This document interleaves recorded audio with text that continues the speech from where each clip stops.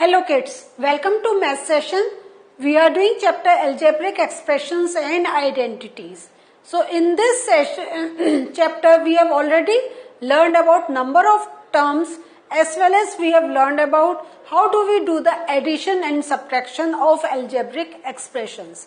और अब तक आपको क्लियर हो गया होगा what is the meaning of algebraic expressions. बताएं, हुआ क्लियर या नहीं हुआ? मीन्स क्या, when we put some variable with the constants. और उसका हमने एक और वर्ड सीखा था, क्या था? Coefficient. If I take the term 3xy, तो if I use the term 3, तो सी टर्म पढ़ा था ना. Yes, they are factors. किस किस के?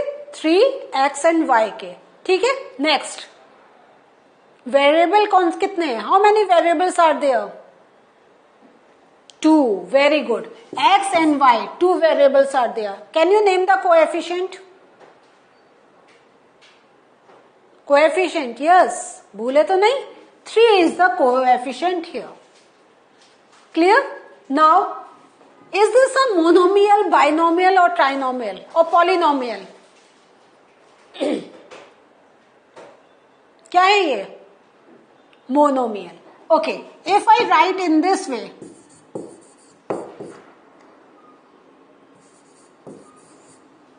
now this term has become trinomial. 3xy plus 2x plus 3y.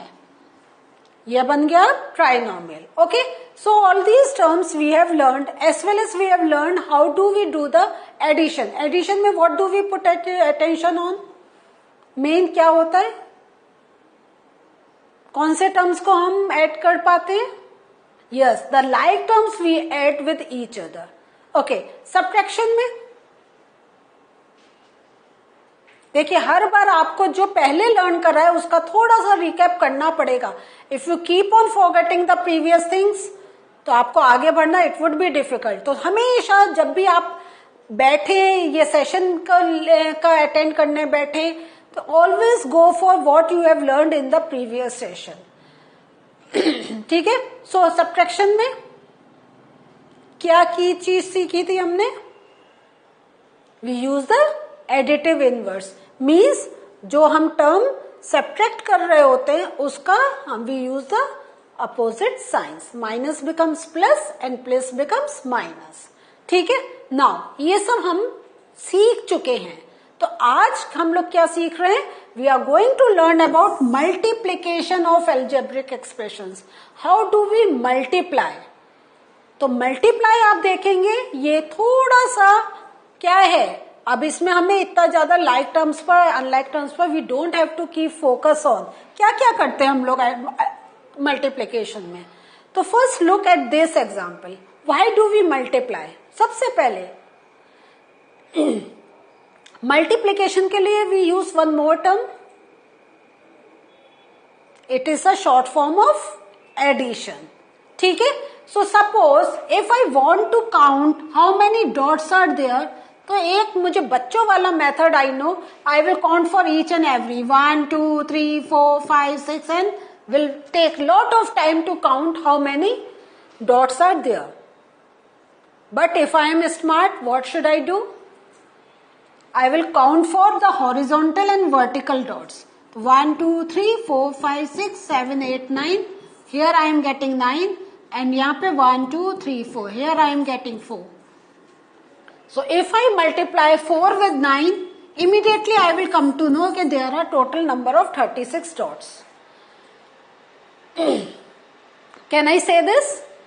I am smart enough. है या नहीं है? जो बच्चे ऐसे कर लेते हैं they can say they are very smart. है या नहीं? तो नेक्स्ट का, can you do the counting now? You can do. Very good. क्या? You will count for 1 2 3 4 5 6 7. Here is 7. 1 2 3 4 5. So how many dots are here?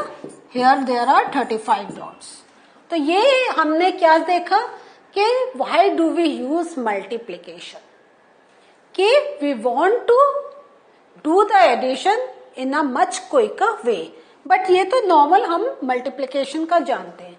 अब in case, अब अगर हम करते हैं ये जो हमने डॉट्स हैं, तो to find the number of dots we have to multiply the expression for the number of rows with the number of the columns, है ना। तो ये, तो अब हम ये जो पार्ट जो अभी हमने सीखा था, तो उसमें देयर वाज क्या था, exact number we can count for. लेकिन ये हम क्या सीख रहे हैं, चैप्टर क्या, एल्जेब्रिक एक्सप्रेशन। तो ये एल्जेब्रिक एक्सप्रेशंस में हम लोग क्या करते हैं कि यहाँ पे आप देखें ये डॉट्स हैं and then there are some dashes then some dots. तो can we take the fix number, no.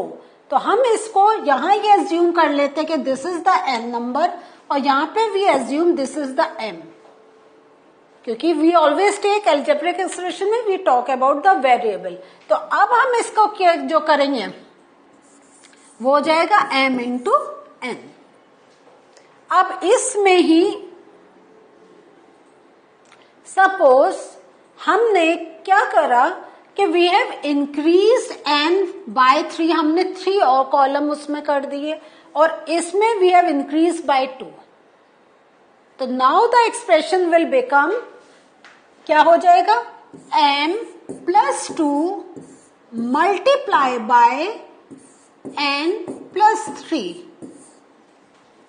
पहले हमने क्या सीखा था, we have learn about m into n। अब m को because we have increase by 2, the term becomes m plus 2, and because n is increase by 3, the new term becomes n plus 3. Now we have to multiply these terms to get the final answer. Do you get this or not? अब आपको, do you know how to do this multiplication? चलिए, we are going to discuss. So by through some more examples we are going to discuss about this concept. कि हम suppose we are talking about the area of a rectangle. तो area of rectangle में क्या है, suppose we are saying, अगर उसका एक तो सबसे पहले फॉर्मूला क्या होता है, area of rectangle length into breadth, होता है या नहीं होता है। सो अगर हमने उसकी लेंथ को हमने माना L और ब्रेथ को हमने कंसिडर करा B, सो हमें एरिया मिल गया L इंटू बी। हाँ, तो हमारा एक simple formula, we can do the calculation L into B. But now suppose we have increased the length by 5 units and we have decreased the length by 3 units. Now what will be the area? How are we going to do the calculation? तो length is increased by 3, तो हमारा हो गया L plus 3 multiply by B is L is increased by 5 units है, तो L plus 5।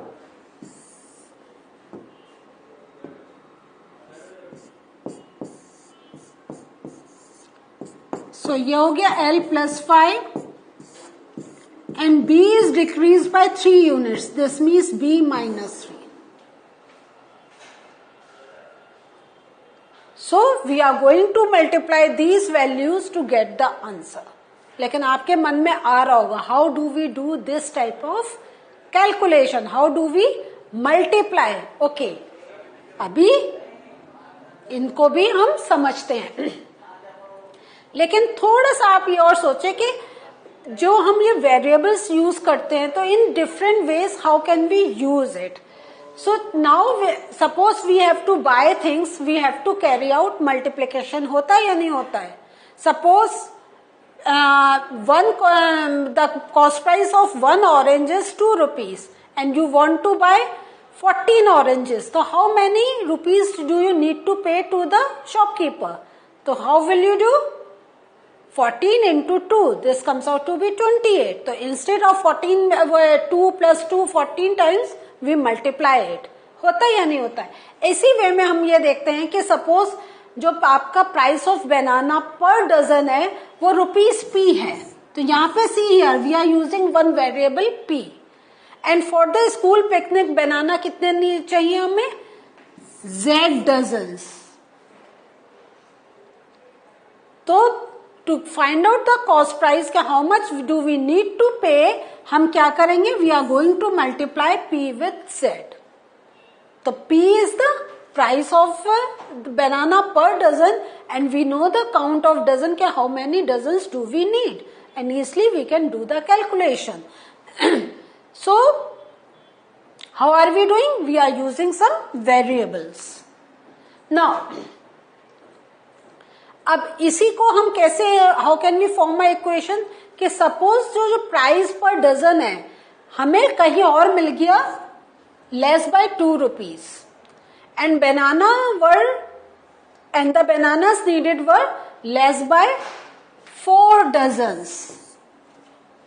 तो अब हमारा कैलकुलेशन कैसे होगा, P minus 2 into Z minus 4. Can we do in this way? जैसे हमने लेंथ का और ब्रेथ का करा था, length is increase by 5 units and breadth is decrease by 3 units. तो हमने क्या करा था, L plus 5 multiplied by B minus 3 करा था ना. तो in the same way price reduce हुआ तो we are subtracting, number of dozens are getting reduced, again we are subtracting it. Now how do we multiply monomials? 4 into x. तो 4 into x means जैसा number line में, do you remember first session में we have done 4 into x means x को we have to add 4 times or we can write 4x in this way also. तो if we are not putting multiplication का sign in between and there is no sign, this means there we have to multiply. Now अब आप इसको ध्यान से देखें, x into 3y, तो how can we write x into 3 into y, और we can, अब इसको कैसे we can multiply, see this is monomial, this is monomial, तो हम ये xy को साथ में रख लेंगे, 3 into x into y and the answer will become 3xy. This means if we want to multiply x with 3y, the answer will be 3xy. तो don't get confused with addition or subtraction. Addition subtraction में हम we use the like terms, but in this we keep on putting the जो हमें unlike मिल रहा है उसको भी हम साथ में put it down. Now 5x into 3y, तो this means 5 into x into 3 into y. The other way to write this is that we put these numbers together, 5 into 3 and these variable together, x into y. Now we multiply this 5 into 3, this becomes 15 and x and y are written in this way. Clear? Now 5x into minus 3y. तो आपको पता चल गया 5 into x minus 3 into y. We are going to make combination of this. तो 5 into 3 will become minus 15 or xy here. So this is the way we multiply monomials. Now some more examples. देखते हैं 2x into 5y into 7z. तो अब हमें क्या मिल रहा है, हमें 3 टर्म्स मिल रहे हैं, तो हम क्या करेंगे, पहले हम इन दो का कॉम्बिनेशन बनाएंगे. तो 2x into 5y और 7z यहाँ, तो 2 into 5 will be 10, x and y will be xy into 7z, then 10 into 7 will become 70 and xyz पूरा एक साथ will come together. One more example here. Now see here, this is 4xy into 5x square y square into 6x cube y cube. See, there is a difference in variables. But what and how are we going to do? So we are taking these two terms together first. 4 into 5, or this is xy and this is x square y square into 6x cube y cube. तो next step देखें आप कैसे करेंगे. We are going to multiply this. तो 4 into 5 will become 20. Now ये x है and this is x square. तो x की जो होता है मल्टीप्लीकेशन में जो पावर होती है we add. So in this is x1 और यहाँ पे जो x की पावर ये है ना x2, तो ये हम ऐड कर देंगे 1 plus 2. This will become x raised to the power 3. ये आ गया. and then this is y1 and this is y2, so 2 plus 1, this becomes 3. Then 6x cube y cube. Now further what are we going to do? अब I will multiply 20 with 6. The answer will become 120 and x cube y cube into x cube y cube. So my final answer will be 120. X की value 3 and 3 here plus 6.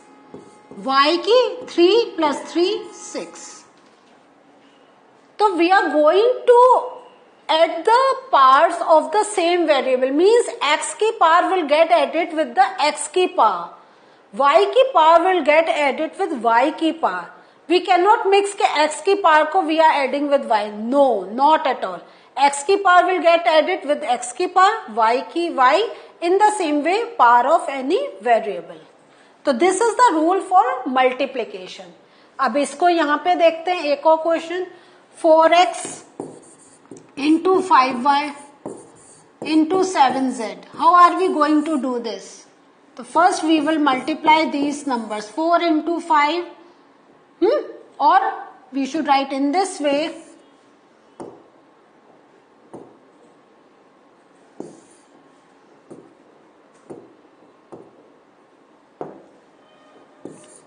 Four into y into x into y, ठीक है, into 7z. तो 4 into 5 is 20 और ये दोनों आपस में will be together xy into 7z. So 20 into 7 will become 140 and then x, y, z. Clear हो गया? तो जितने भी हमारे पास वेरिएबल्स हैं हम एक के साथ उनको we keep on putting. So what did we learn today? Today we learned how do we do the multiplication of algebraic expressions. So this was the introduction. In the next session we'll do one exercise based on multiplication. So and then we are going to check how much have you learned, and it will be the time for you to check whether you are able to put down your understanding. So in the next session going to meet again. Bye.